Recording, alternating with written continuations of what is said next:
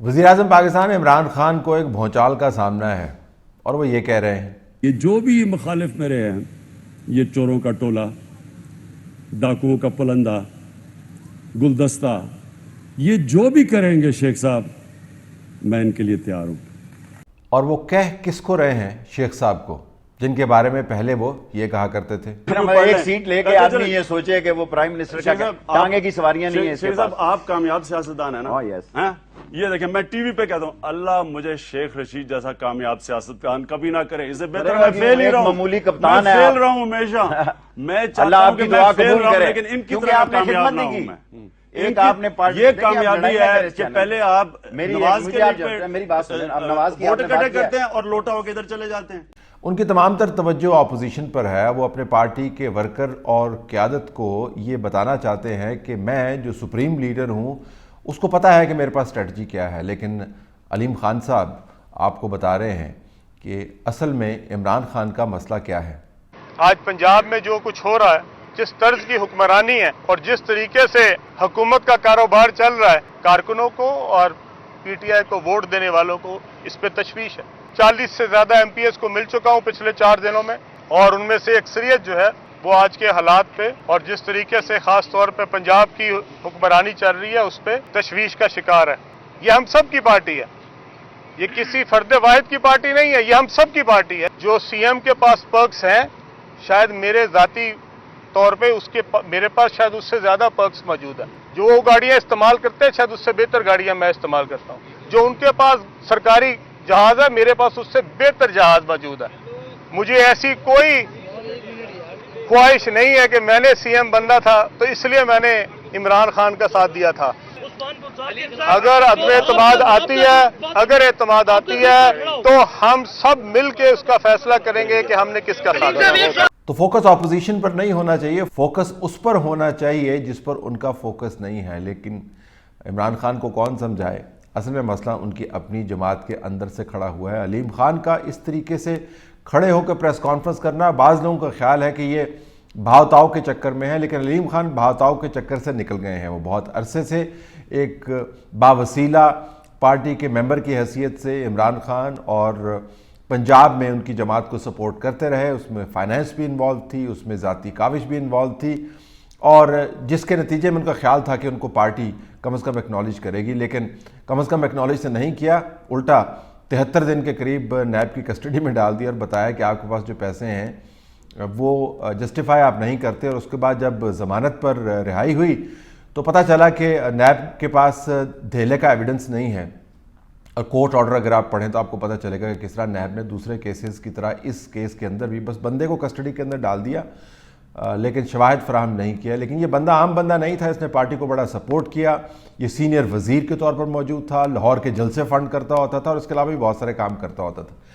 अब उस बंदे ने एक टीवी चैनल भी अपनी फैमिली की मलकियत में दे दिया है, सामा नामी, और उसके साथ साथ उसके पास वसाइल भी बेतहाशा हैं। नैब में से वो ज़मानत पर निकल आया है। उसके साथ 36 के करीब एमपीज़ हैं, 10 के करीब मिनिस्टर्स हैं उसके अंदर इन्वॉल्व। जहांगीर खान तरीन के साथ मिलकर अब इस ऐसे फ़र्द ने जो कभी मीटिंग्स के लिए इमरान खान से मिलने के लिए, इमरान खान के पास आने के लिए दरख्वास्तें किया करता था और दरवाजे से लौटा दिया जाता था, अब वो इस नुक्ते पर आन पहुंचा है कि उसको मनाने के लिए गवर्नर सिंध को बुलाया जाता है। यानी वो गवर्नर जो अपने सूबे के अंदर धेले का काम नहीं कर सकता, वो पंजाब की कॉम्प्लेक्स सिचुएशन के अंदर बुलवाया जाता है और बताया जाता है कि किस तरह उसने मामलात को तय कर दिया है। इमरान खान की तरफ से भी बताया गया कि नाराज़ अरकान को मनाने के लिए परवेज़ खटक को लगाया गया, शाह महमूद कुरैशी को लगाया गया। अब ये कमाल अदा है कि पार्टी का कायद जो है वो इतना अपने आप को पार्टी के मामला से ऊपर समझता है कि इतने बड़े भौचाल के बावजूद वो दूसरों से काम करवाना चाहता है। हाँ, चौधरी बरादरान से वो मिल लेंगे क्योंकि लाहौर के अंदर है, कराची भी शायद चले जाएंगे, लेकिन अपने नाराज़ अरकान से मुलाकात करने के लिए बीच में परवेज़ खटक और शाह महमूद कुरैशी जैसे नुमाइंदगान को लगाया हुआ है। और सितम ज़रीफ़ी ये देखिए कि परवेज़ खटक और शाह महमूद कुरैशी के अपने ग्रीवेंसेस जो हैं अपनी जमात के क़यादत से मुतल्लिक़ बहुत ज़्यादा हैं, वो तो अब छुपाए नहीं छुपते, ओपन सीक्रेट है। तो इमरान खान की जमात का मसला ये नहीं है कि इमरान खान के ख़िलाफ़ अपोजिशन को बड़ा भौचाल ला रही है, वो एक अलहदा मौजू है, उसके ऊपर आप फोकस कर सकते हैं। लेकिन इमरान खान ने अपनी जमात की बुनियादी क़यादत के साथ जो कुछ किया है, अब पे बैक टाइम आपको नज़र आता है। और علیم خان سے پہلے جہانگیر خان ترین کے ساتھ کیا ہوا. اب جہانگیر خان ترین کو بڑا اچھا لگتا ہے, جہانگیر خان ترین کے ساتھ رابطے بھی ہیں, اس کی صحت کے بارے میں پوچھتے ہیں. اور وہاں پر ایک موقع ایسا تھا کہ جب ان کے گھر کے سامنے کیمرے لگوائے ہوئے تھے, ان کی فیملی کے ممبران کی گفت و شنید کی ٹیپیں پہنچائی جاتی ہوتی تھیں اور ان کے کاروبار کو تباہ کرنے کے لیے تمام تر واردات کی گئی. اور وہ تمام تر جو واردات کی گئی وہ پی ایم ہاؤس اور اس کے ارد گرد بیٹھ کر باقاعدہ تیار کی گئی. کہتے ہیں کہ انتظامی طور پر ہم نے بڑی نیوٹریلٹی دکھائی اور جہانگیر خان ترین کے کیس سے ہم نے ثابت کرنے کی کوشش کی کہ عمران خان اتنا عظیم لیڈر ہے کہ اس کا قریبی دوست جو ہے جہانگیر ترین جیسا, اگر وہ بھی کوئی الٹا سیدھا کام کرے گا تو اس کی گرفت ہوگی. لیکن بعد میں پتہ چلا کہ جہانگیر خان ترین الٹا سیدھا کام اتنا ہی کرتا ہے جتنا شوگر کی انڈسٹری کے دوسرے لوگ کرتے ہیں. لیکن شوگر کی انڈسٹری کے دوسرے لوگ جس کے اندر 2-3 وزراء دائیں بائیں بیٹھے ہوئے ہیں, ان میں سے کسی کو ہاتھ نہیں لگایا. جہانگیر خان ترین جو پارٹی کو چلاتا تھا اس کو الٹا دیا. جہانگیر خان ترین سے اگر آپ کبھی پوچھیں کہ اس کے ساتھ ہوا کیا, اس پر گزری کیا, تو بڑی ایک طویل داستان ہے جو ڈپلومیٹک حلقوں کے اندر جہانگیر خان ترین شیئر بھی کر چکے ہیں, دوستوں کے اندر شیئر بھی کر چکے ہیں. تو جہانگیر خان ترین کے ساتھ کیا, علیم خان کے ساتھ کیا, اور یہ جہانگیر خان ترین دائیں طرف اور علیم خان بائیں طرف بیٹھتے ہوتے تھے, عمران خان بیچ میں ہوتے تھے, جس سے وہ اصطلاح بنی ATM, یعنی A فار علیم, T فار ترین اور M فار می. اب وہ ATM جو فنڈ کرتے رہے پارٹی کو, جو چلاتے رہے معاملات کو, عمران خان کا ساتھ چھوڑ چکے ہیں. مرکز کے اندر عمران خان کے پاس کوئی ایسا فرد پنجاب میں موجود نہیں ہے جو پارٹی کے معاملات کو سنبھال سکے. پنجاب کی سیاست کی ایسی کی تیسی کر دی بزدار کے حوالے کر کے.